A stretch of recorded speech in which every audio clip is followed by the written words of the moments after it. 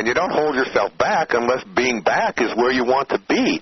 And that, again, it comes down to a belief and a habit. What is a belief? It's a thought that you have thought over and over and over again. What is a habit? It's a behavior that you have repeated over and over and over again. Now, one of the most important things that you can learn is that you cannot find light by analyzing the darkness. And you cannot find moving ahead and moving forward by hanging on to what you used to be. I call it in 10 Secrets for Success and Inner Peace, I call it giving up your personal history. And if there's any advice that I could be giving you right now, it would be giving up your personal history. In other words, take a look at, and I learned this from Carlos Castaneda, one of the great teachers, I think, of our time.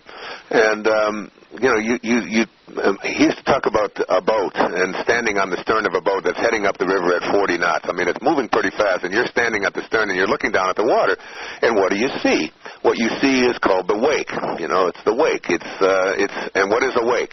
By definition, it's a trail that is left behind. It's just a trail that's left behind. So you ask your question, first of all, what is the wake? Well, it's a trail that's left behind. What's driving the boat? The boat becomes the metaphor for your life. Well, what's driving the boat is the present moment energy that's being generated by the engine. That's the only thing that makes the boat go forward, and that's the same thing that's making your life go in the direction that it's going, whatever present moment energy you are applying to what you are doing.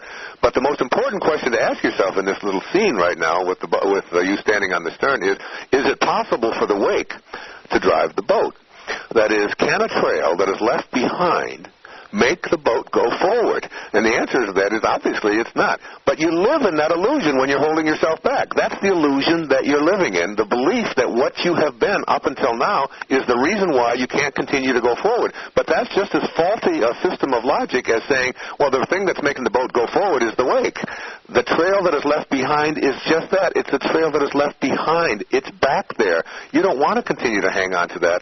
What you want to hang on to is whatever energy it takes to no longer be connected to your personal history. And as Castaneda often said, if you don't have a story, you don't have to live up to it. So get rid of your story and don't be back there where you used to be. Instead, get a hold of this present moment energy and begin to have a passionate love affair with what doesn't exist, living from the end, treating yourself as if you already are what you'd like to become, treating yourself that way.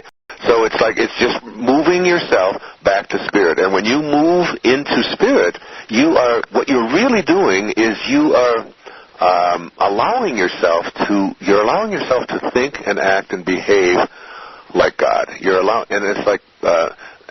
way that I organized this PBS special, the television special, and the book, is around this idea that there are certain benefits that come to you from living an inspired life. Your thoughts begin to break their bonds. In other words, you stop when you're inspired. That is, when you're in spirit, you don't know how to think in terms of limitations. You don't know how to think in terms of shortages. You stop thinking about what's missing in your life. It's not a possibility for you any longer. Your thoughts break their bonds. Your mind begins to transcend the limitations that you've had before in your life, and you stop seeing yourself. You stop seeing yourself as a human being. You begin to see yourself as a spiritual being, as the spiritual essence of who you are. And you literally, Mark, you step outside of your body, and you begin to observe it, and you begin to laugh at all of the folly of it and the foibles of it and the worries that it has, and because you begin to see yourself as an infinite being, not restricted by your birth and by your death and by your height and by your weight and by your looks and all of those the things that you've achieved in your life and your acquisitions and all of that. You don't define yourself that way anymore. You let go of those what Patanjali called the false self, the illusionary self, the Maya. That's not who you are. Who you are is that from which you came. And as you get back into that place from which you came, you absolutely know that in harmony with God, all things are possible. I mean, it's right out of the scriptures. With God, all things are possible. Now, I don't know how many people you got on the line, but let me ask every one of you. Now, what does that leave out?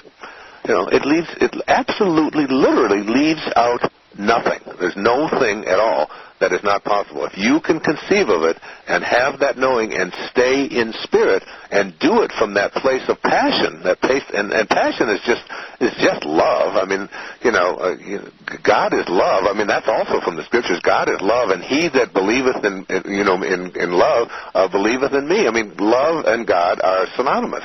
God and good are one. They're the same thing. There's no difference between the two of them.